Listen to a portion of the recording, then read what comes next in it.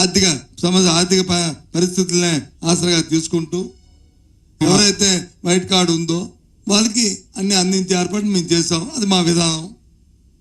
ఇప్పుడున్న ప్రభుత్వ విధానం ఇంకోటి అయితే ఉండొచ్చు. పిలిచి ఎందుకు దాని మీద ఆతురతపడి దాని మీద కామెంట్ చేయడం? ఇప్పుడు మేము వచ్చి డిజిటల్ ఎడ్యుకేషన్ నమ్మేము. స్టూడెంట్స్కి వచ్చి ఇంగ్లీష్ మీడియంతో ఉంటే బాగుంటుందని ఆలోచన చేశాము. ఇంటరాక్టివ్ పేరెంట్స్ వచ్చి ప్రతి క్లాస్ రూమ్లో పెట్టాము. 8వ తరగతి నుంచే ట్యాబ్లు ఇచ్చాము. నీలాంటి బతికలన్నీ కొంత బతికలన్నీ ఏం చేసాయి, అమ్మమ్మ ట్యాబ్లు ఇస్తే పిల్లలు చెడిపోతున్నారు అన్నారు, బ్రాడ్బ్యాండ్ ఉండకూడదు అన్నారు. మరి ఇప్పుడు కేంద్ర ప్రభుత్వం నిర్ణయం తీసుకుని దేశం స్కూల్స్ అన్నిటికీ బ్రాడ్బ్యాండ్ ఫెసిలిటీ ఇవ్వాలని పెట్టారు. ఇప్పుడు పిల్లలు చెడిపోతారా? ఇప్పుడు దీని విధానం ఏంటి చెప్తుంది ఎన్డీఏ ప్రభుత్వం, ఇక్కడ ఉన్న కూటమి ప్రభుత్వం? చెప్పండి. అది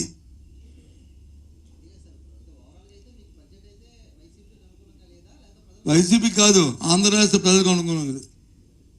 వైసీపీకి ఎందుకు అనుకూలం? మాకు మేమేంటి మా పార్టీ ఇప్పుడు రాజకీయ పార్టీ బడ్జెట్ పెడితే రాజకీయ పార్టీకి ఒక పార్టీ బడ్జెట్ పెట్టరు, ప్రజలకు బడ్జెట్ పెడతారు. దానివల్ల ప్రజలకు ప్రయోజనాలు వస్తాయి.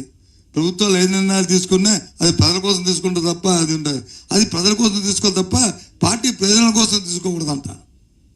ఇందాకో మాట చెప్పాను కదా మీకు, బడ్జెట్ కేంద్రం ప్రవేశపెట్టే బడ్జెట్ దేశ ప్రయోజనాలు పెడతారు తప్ప రాష్ట్ర ప్రయోజనాలు పెట్టరు.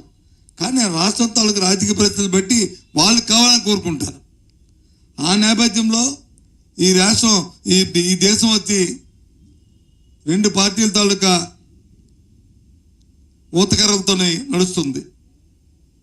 ఒకటి ఆంధ్ర రాష్ట్రం తాలూకా ఉన్న రాజకీయ పార్టీల వల్ల, 2 బీహార్లో ఉన్న నితీష్ కుమార్ ఆధ్వర్యంలో ఉన్న పార్టీ వల్ల, అలాగే ఇక్కడ వచ్చి చంద్రబాబు నాయుడు పార్టీ వల్ల. ఆ రెండింటినీ వాళ్ళకు సహజంగా కోరుకోవడం అనేది సహజం, మాకు ప్రయోజనం జరగాలని. కానీ చూస్తే అక్కడ బీహార్లో 12 మంది ఎంపీలకు వచ్చి ప్రయోజనాలు వచ్చాయి. 1, 2, 3, 4, 5, 10 సార్లు నిర్మలమ్మ వచ్చి వాటి గురించి మాట్లాడింది. ఆంధ్ర రాష్ట్ర గురించి వచ్చి ఒక పోలవరం తగ్గిస్తామని మాత్రమే చెప్పింది. ఇది అక్కడ మేము మాట్లాడుతుంది. ఇగో కరెక్ట్గా అడిగాండి, కరెక్ట్గా అడిగాను. ప్రధానమంత్రిగా వచ్చి 2 లక్షల కోట్లు అర్పించారు కదా. మళ్ళీ చెప్పు ఏంటి మళ్ళీ చెప్పు, పర్లేదు చెప్పు, ఎందుకంటే రికార్డ్ అవ్వాలండి. మళ్ళీ చెప్పు, మళ్ళీ చెప్పు. ప్రధానమంత్రి గారు వచ్చి విశాఖపట్నంలో 2 లక్షల కోట్ల రూపాయలకి, సుమారు 2 లక్షల కోట్ల రూపాయలకి ఆయన శంకుస్థాపన చేశాడనేది మీ తాలూకా ఇది. అదే చేసి వెళ్ళారని, అదే చేసే on record yes, I admit. ప్రభుత్వం చెన్నాళ్ళు అయిందండి, 6 నెలలు అయింది. ఒక పరిశ్రమ రావాలంటే ఎన్నాళ్ళు దాని గురించి కృషి చేయాలండి? ఇదేమైనా ఆంపొట్టు అయిపోయి తెచ్చిందా? 2022వ సంవత్సరం నుంచి గ్రీన్ ఎనర్జీ కానీ 22-23లో దాన్ని ఇనిషియేట్ చేశాం. దాని తర్వాత బల్క్ డ్రగ్ పార్క్ కానీ ఇనిషియేట్ చేశాం. 1, 2 సార్లు 3 సార్లు కేంద్రంతో రాష్ట్ర ప్రభుత్వం సంప్రదింపులు చేయడం ఇంత కాకుండా టైం టు టైం ప్లేసులు కూడా మార్చుకునే పరిస్థితి కూడా తీసుకొచ్చాం. ఫైనల్గా ఒప్పందం చేసుకునే నేపథ్యంలో ఎన్నికలు వచ్చాయి. ఎన్నికల్లో మా పార్టీ మేము ఓటమి చేసి చూసాం. వచ్చే పార్టీ జూ కోర్సులో వచ్చి పార్టీ వచ్చింది, ఆ ప్రాజెక్టులు వచ్చాయి. అంతేగాని పాతాళ పేరు మంత్రం ఉందా? గుండె మీద చేసుకుని చెప్పనండి. ఆ ప్రాజెక్టు ఏ రోజున అవి అంకురార్పణ జరిగాయి? ఎన్నిసార్లు రాష్ట్ర ప్రభుత్వం కేంద్ర ప్రభుత్వంతో సంప్రదింపులు చేసింది? ఎన్నిసార్లు వాటి మీద అప్పుడున్న ముఖ్యమంత్రి జగన్మోహన్ రెడ్డి గారు దాని మీద మాట్లాడారు? ఎన్నిసార్లు ఈనాటి ముఖ్యమంత్రి మాట్లాడితే చూడండి ఒకసారి, రికార్డెడ్గా చూపెట్టమనండి,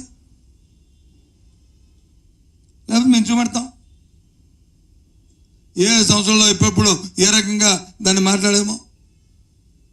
మేము సంతోషించింది ఏంటంటే చేశారో అవుతున్నాయి, మంచిగా సంతోషం అంతే. దాన్ని రాజకీయ లైన్లో తీసుకెళ్ళడానికి మేమేమి ఆలోచన చేయలేము. వాళ్ళు చేశారు కాబట్టి నువ్వు అడిగా కాబట్టి చెప్తున్నాను. ఎస్ వచ్చాయి. అది మా హయాంలో మేమేమి డబ్బేసి చెప్పుకుంటున్నాం, ఇనిషియేట్ చేసాం, మా హయాంలో సంప్రదింపులు చేసాం, మా హయాంలో దాని గురించి మా ఇంత ప్రధానమంత్రి గారితో, కేంద్రంతో, ఫైనాన్స్ మినిస్టర్తో, సంబంధిత మంత్రులతో సంబంధం చేశాం. 10 సార్లు ఇక్కడికి అక్కడికి ఆ ఫైల్స్ వచ్చి కరస్పాండెన్స్ జరిపాం, నెగోషియేషన్ చేసాం. ఫైనల్గా అయ్యే సమయంలో ఎన్నికలు వచ్చాయి, ఆగింది. ఎన్నికలు అయిన తర్వాత అవి ప్రకటించారు. ఇది రికార్డు. ప్రధానమంత్రి గారు చేయడం ఎంత రికార్డో నేను చెప్పింది కూడా అంత రికార్డు.